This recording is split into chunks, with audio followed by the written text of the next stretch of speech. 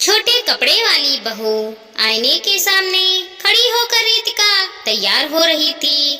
उसने mini dress पहन रखी थी, लाल रंग की लिपस्टिक और आंखों में काजल लगाकर वो बहुत ही सुंदर दिख रही थी। उसने बाल में अच्छे से जूड़ा भी बनाया था। अपनी खूबसूरती को आईने में निहारते हुए वो गालों पे पाउडर लगा रही थी। रितिका, थोड़ा टचअप और कर लेती हूँ, शादी में जाना है तो मेकअप तो थोड़ा होनी ही चाहिए ना, तभी तो लोगों की नजर दूल्हा दुल्हन के अलावा मुझ पर भी पड़ेगी। कुछ देर बाद वो पूरी तरह तैयार हो गई, लेकिन उसे डियो नहीं मिल रहा था। उसने इधर उधर देखा लेकिन डियो नहीं दिखा। रितिका, ओहो, ये डियो कहाँ चला गया? यहीं तो रखा था। रवि से पूछती हूँ। इसके बाद उसने ऊंची हिल वाली सैंडल पहनी और खटपट करती हुई ड्राइंग रूम में आई, जहाँ उसका हस्बैंड रवि मोबाइल में गेम खेल रहा था। रितिका, तूने मेरा आइडियो देखा है क्या? लेकिन रवि मोबाइल गेम में इतना व्यस्त था कि उसने अपनी वाइफ की बात सुनी ही नहीं। एक दो बार रितिका ने फिर से रवि से वही बात पूछी, लेकिन वो तो मोबाइल गेम में पूरी तरह घुसा हुआ था। ये देखकर रितिका को गुस्सा आ गया और वो रवि के पास आई और उसके हाथों से उसका मोबाइल छीन लिया। रवि, ये तुम क्या कर रही हो? ये बोलकर उसने जैसे ही अपनी पत्नी की ओर देखा, वो देखता ही रह गया। कुछ देर रितिका भी उसे घूरती हुई देखती रही और फिर कहा, रितिका, ये क्या बात है? तुम मुझे ऐसे घूर कर क्यों देख रही हो? पहले तुमने मुझे कभी देखा नहीं है क्या? रवि, तुम ये पहनकर जा रही हो शादी में, इस मिनी स्कर्ट में? रितिका, क्या कुछ खराबी है क्या इसमें? रवि, अरे नहीं नहीं, खराबी नहीं है, लेकिन तुम्हें पता है ना कि कितनी ठंड है बाहर। हर दिन न्यूज में ठंड के कोहरे की खबर छप रही है। अगर तुम ऐसी ड्रेस में जाओगी तो लोग क्या कहेंगे? रितिका बोली, शादी के पहले तो तुम बड़े मॉडल बनते थे, शादी के बाद तुम भी टिपिकल मर्द हो गए हो। अरे लोग क्या कहेंगे ये सोचकर मैं कपड़े पहनना छोड़ दूं? अजी सुनो, मुझे नहीं जाना तुम्हारे साथ शादी में, तुम ही जाओ अकेले।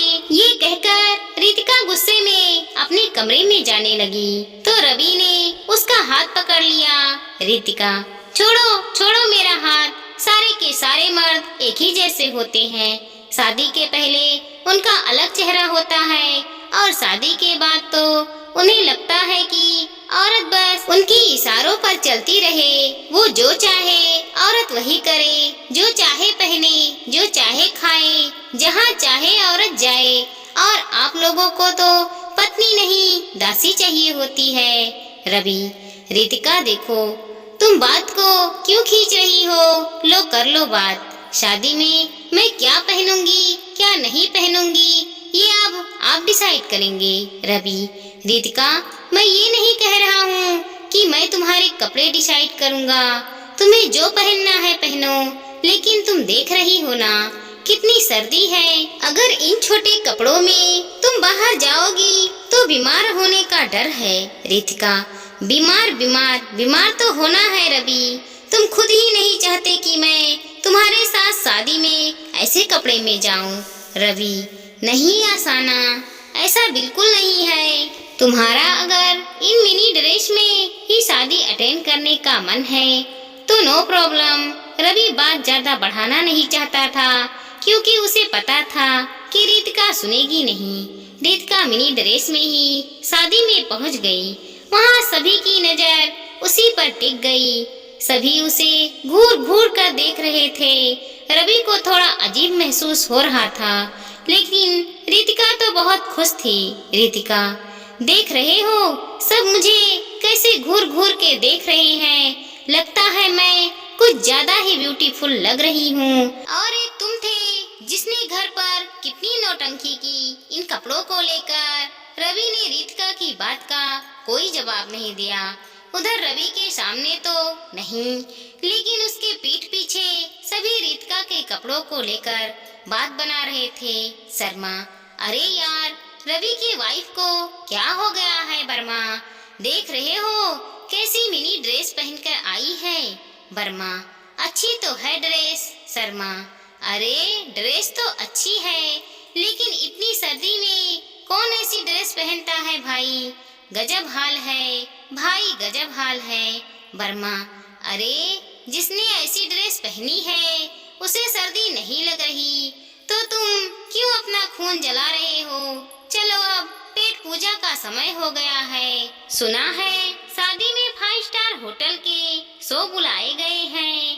खाना खाते वक्त भी सभी की नजर रितिका पर ही थी, लेकिन रितिका को लग रहा था कि सभी उसकी खूबसूरती को निहार रहे हैं। रितिका, रवि, सभी लोग मुझे कैसे घूर रहे हैं, और एक तुम हो कि खाने पर ही टूट पड़े हो। एक सेल्फी तो ले लेते। रवि, हाँ सेल्फी, हाँ रुको, मैं थोड़ा हाथ धोकर आता हूँ। रवि ने हाथ धोकर सेल्फी ली। जैसे तैसे रात बढ़ रही थी, सर्दी और भी ज्यादा बढ़ रही थी। सभी लोगों ने तो गर्म कपड़े पहन रखे थे, तो उन्हें कुछ खास फर्क नहीं पड़ रहा था, लेकिन रितिका की हालत अब थोड़ी खराब हो रही थी। रितिका, रवि, ठंड बहुत लग रही है, अब घर चलो। रवि, घर? शादी नहीं देखनी क्या तुम्हें? रितिका, नहीं रवि, इतना पेशेंस नहीं है मुझ में रवि। और रितिका अपनी कार से घर वापस लौट आई। अगले दिन रितिका ने रवि को कांपते हुए जगाया। रितिका, रवि उठो ना। रवि, क्या हुआ रितिका, तुम इस तरह कांप क्यों रही हो? रवि ने आसाना के सिर पर हाथ रखा तो वो ताप की तरह गर्म था। रवि, रितिका, तुम्हें तेज बुखार है। रवि ने अपनी बात खत्म भी नहीं की थी कि रितिका ने कहा, रवि, उल्टी आ रही है मुझे, बाथरूम ले चलो मुझे। आसाना को लगातार उल्टी तो उल्टी ही हो ही रही थी, उसे दस्त भी लग गया था। रितिका, रवि, बहुत वीकनेस लग रहा है, बहुत ही ज्यादा। ये कहकर रितिका जमीन पर गिर पड़ी। उसे सांस लेने में भी अब दिक्कत हो रही थी। रवि, रितिका, क्या हुआ तुम्हें? आंखें खोलो अपनी। रितिका का शरीर ठंड होता जा रहा था। उसकी हालत देखकर रवि बहुत घबरा गया और उसी समय उसे अपनी पीठ पर लादकर नीचे ले आया और फिर कार में हॉस्पिटल। डॉक्टर ने रितिका का चेकअप किया। डॉक्टर, इन्हें एडमिट करवाइए, इनकी हालत बिल्कुल ठीक नहीं है। रितिका को आईसीयू में एडमिट किया गया। उसे ऑक्सीजन सपोर्ट पर रखा गया क्योंकि वो ठीक से सांस नहीं ले पा रही थी। पूरी रात वो उसी तरह हॉस्पिटल में रही। अगले दिन, रवि, डॉक्टर साहब, आखिर आप लोग कुछ बोलते क्यों नहीं? अच्छी भली तो थी मेरी बीवी, अचानक से उसे ऑक्सीजन सपोर्ट पर क्यों रखा है आपने? कोई चिंता की बात है क्या? डॉक्टर, हाँ, चिंता की बात तो है। उनका चेस्ट पूरी तरह से जाम हो गया है, सीवियर निमोनिया हो गया है उन्हें भयानक ठंड लगी है। हम दवाई से जस्ट क्लियर करने की कोशिश कर रहे हैं। अगर उससे हो गया तो ठीक है, नहीं तो हमें किसी और तरीके से जेस्ट का बलगम निकालना होगा। जब तक जेस्ट क्लियर नहीं होगा वो ठीक से सांस नहीं ले पाएगी। डॉक्टर की बात सुनकर रवि का चेहरा पीला पड़ गया। उसे कल रात की सारी बात याद आ गई। रवि मन में, मैंने कितनी बार मना किया था उसे, लेकिन उसने मेरी एक बात नहीं मानी। भगवान, रितिका को ठीक कर दो। पूरी रात रवि रितिका के लिए भगवान से प्रार्थना करता रहा, लेकिन अगले 2 दिन तक रितिका की तबीयत में कोई सुधार नहीं आया। और तीसरे दिन की बात है, रात का समय था। रवि हॉस्पिटल के बाहर बैठा हुआ था, उसे नींद आ रही थी। तभी एक डॉक्टर उसके पास आया और उन्होंने कहा, डॉक्टर, आई एम सॉरी, हम आपकी पत्नी को नहीं बचा सके। डॉक्टर की बात सुनकर रवि की आंखों के आगे अंधेरा छा गया। वो भाग कर आईसीयू में गया और वहां जाकर उसकी सांस थम सी गई।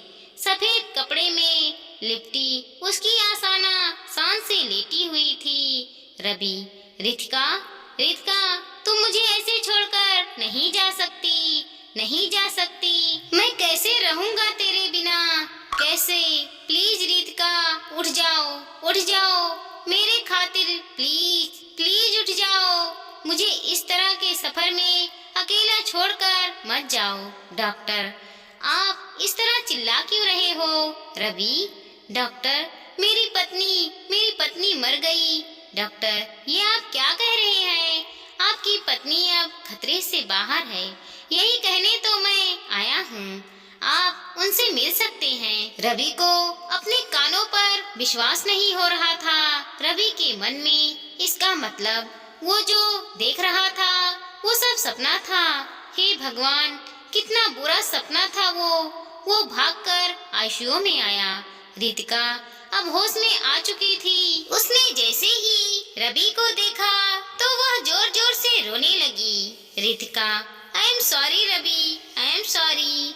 मैंने अपनी गलती के कारण तुम्हें बहुत परेशान किया है ना। सॉरी, अब मैं कभी छोटे कपड़े नहीं पहनूंगी रवि। नहीं रितिका, कपड़ों में बुराई नहीं है, बस हर कपड़ों का एक समय होता है। अब स्विमिंग पूल में हम लुंगी पहन कर रहेंगे तो कितना फनी लगेगा, क्यों है ना? रवि की बात सुनकर रितिका ने मुस्कुराते हुए गले लगा लिया। दोस्तों, आज की ये खास और मजेदार कहानी आपको कैसी लगी? आशा करती हूँ कि अच्छी लगी होगी। अच्छी लगी तो लाइक करें, शेयर करें और सब्सक्राइब करें। मिलते हैं अगले वीडियो के साथ, तब तक के लिए धन्यवाद दोस्तों।